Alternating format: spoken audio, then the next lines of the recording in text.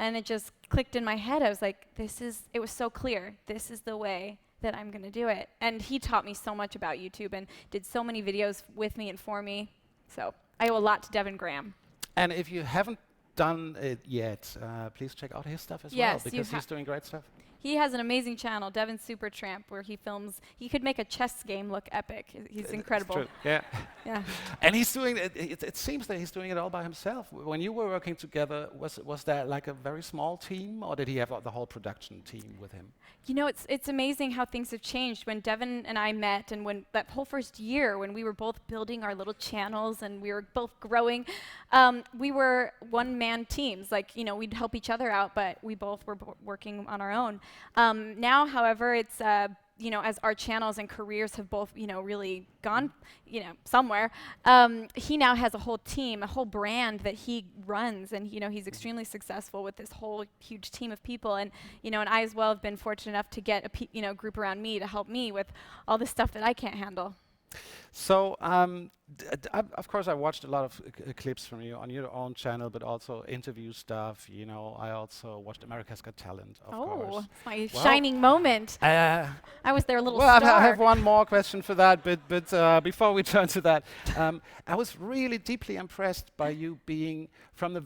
It seemed to me that from the very first moment on, you seemed very self-confident. You seemed very happy, always like, you know, glowing and smiling at people.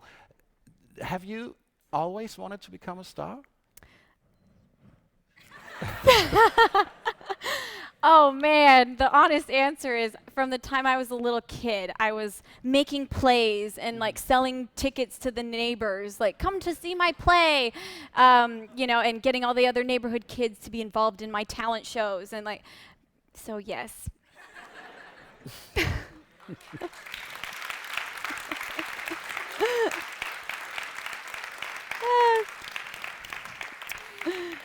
So you always wanted to be on stage. You always wanted to be, you know, to make people listen to your music, look at you dance. And then there's Piers Morgan telling you you're not good enough to be flying through the air and playing the violin, trying to play the violin at the same time. That was at America's Got Talent. Yes. Did that hurt? It hurt so bad. I don't think I can express how much that hurt. That was America's Got Talent was really my first time as a soloist, trying this dancing violin thing and putting myself out there.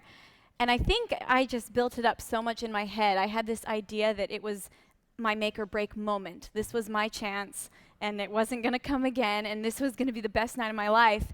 And so standing on stage that night, as he said those things to me, it just took everything inside of me not to burst into tears. And even afterwards, it took me a while to recover, and luckily I have very supportive friends and family that encouraged me. And after kind of taking a little step back and a little break, I decided I wasn't ready to give up yet, and I was like, I love this. I know I can do it, and I'm not ready to give up yet. And it took a lot of courage to step on a stage that next time, just overcoming, like, my most recent memory of being on stage was pretty humiliating. But I just decided, I was like, well, I'm going to take what he said, and I'm going to make sure I just get better. I don't want anyone to ever say that to me again, and rather than quit, I'm going to get better. It's not going to happen. Nobody's ever going to say it again. Thank you. Thank you. So I think that everybody who's watching those shows that are worldwide known, you know, something like America's Got Talent, I think that all the time somebody gets bad words from the jury. You know, no matter if I liked the artist or not, I always feel with them because it seems so hard. Would you recommend young artists to take part in a show like that, or would you, you know, from today looking back, would you say it's probably not the best move?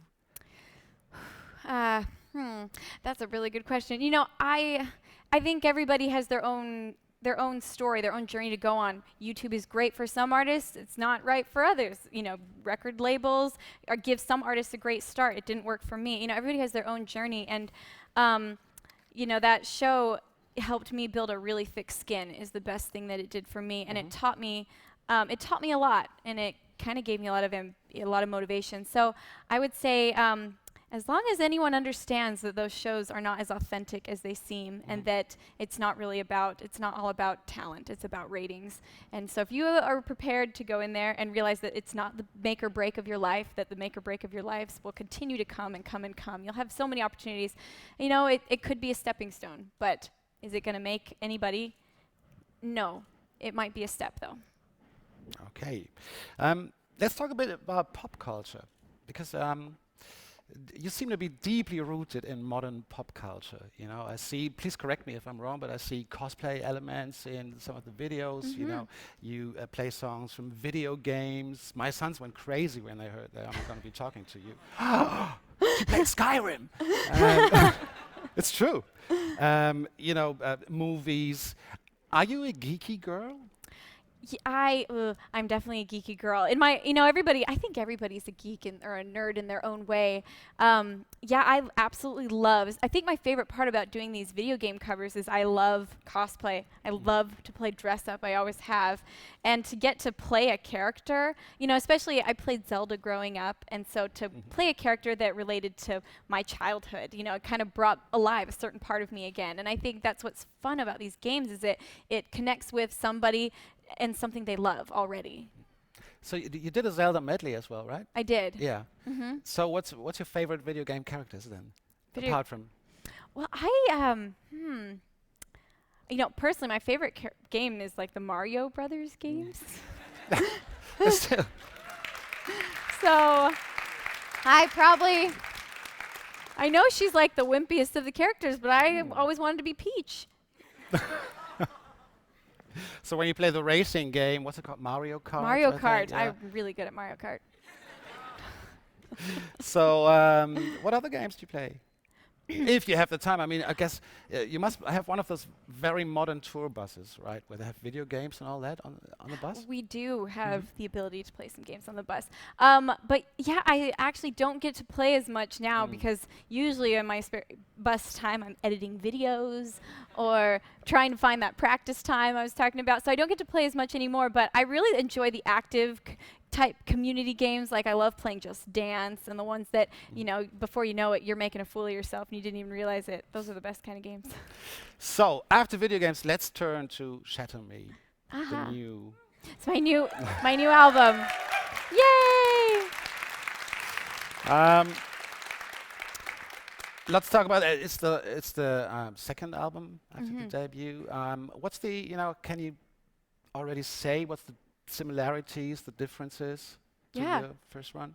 Yeah, I mean, it has a very strong EDM style, similar to my first album, but I feel like my first album was kind of testing the waters. I was like, I want to try combining violin with dance music, and here's a little test. And I feel like this time I kind of pushed the limits a little bit. It's a lot more in your face and up front, which I'm excited about. And I think also I dug a lot deeper on this album. Like I went back to some experiences from my life, and I dug into some of the harder things I've been through. Not to make it, you know, a sad album in any way, but I feel like to express broader emotion on every level. I feel like the victorious parts of the music are so much stronger, and the lows are lower, because it came from a place where I went through one to get to the other. So you need to tell us about the title as well. The title, okay. So I don't know if you guys have seen the artwork for the album, but it's a ballerina in the snow globe. And the whole concept of the album is kind of based around the ballerina that spins in the music box. And she's a metaphor of how I felt at a certain time in my life. You know, the little ballerina in that box, she's perfect, she's, you know, flawless, and she spins endlessly in this protected sphere. But I thought, you know, there was a time when I felt like I had to be so perfect, and I was so afraid to mess up that I realized I was just spinning, and I wasn't moving forward, and I was too afraid to step outside of that sphere of protection with the fear that I might, you know, crack my perfect porcelain self. And yet inside I was like crying out for someone to please break me free from this prison that I had found myself in. And so Shatter Me is about this little ballerina basically crying out for someone to shatter her world and to break her free. And finally the ballerina learns that she's the only one that can free herself. did you feel any pressure when you were recording the new one? Because there was so much, you had this huge success online with the record sales, all that. And then there's work on the second one. And, when I was talking to artists, the first one is easy because you spend so much time with your music, and there's, the 10 or 12 best songs. But then you're constantly on tour, you're sitting in the tour bus, your experience goes from seeing this street and this venue and that venue. So was it harder for you to write the second one? Was it harder for you to record it? And did you feel any expectations? Yes, yes, and yes. Oh my goodness, I was so afraid. Like I knew I had kind of a window of time in between one tour to the next where that was my chance to write an album. And when I was coming off my last tour, I was literally terrified to step into the studio again because, last time when I wrote my first album, it took me 2 years to write it, and I took my time, and nobody knew who the heck Lindsey Stirling was. And so it was just this kind of freedom of like, what am I going to do? I'm going to make some violin music. And suddenly this, now I have, 4.5 million subscribers that have said, hey, click, I want to hear more from you. And my last album, it just is still doing well in the charts. And I'm almost like, stop it. Stop it. You're making the expectation too high. Stop it. Go down. And so, I was really afraid to go in the studio again. But it's interesting because I just released the first single for Shatter Me, and it's called Beyond the Veil. That song was actually the first song that I wrote when I went into the studio. And when I heard it back for the first time after I wrote it, I was so excited, and I just felt this wave of hope of like, I can do it. I can do it again. I almost felt like it was God's way of telling me, like, I didn't leave you this far to then leave you alone. And I'm going to be here with you. And so I felt like I had help from somewhere else, somewhere beyond the veil, to help me with this song. And it just gave me courage that I'm going to have help for the rest of it. And I really felt like I did. And I would rely on that moment if ever I did get discouraged or scared again.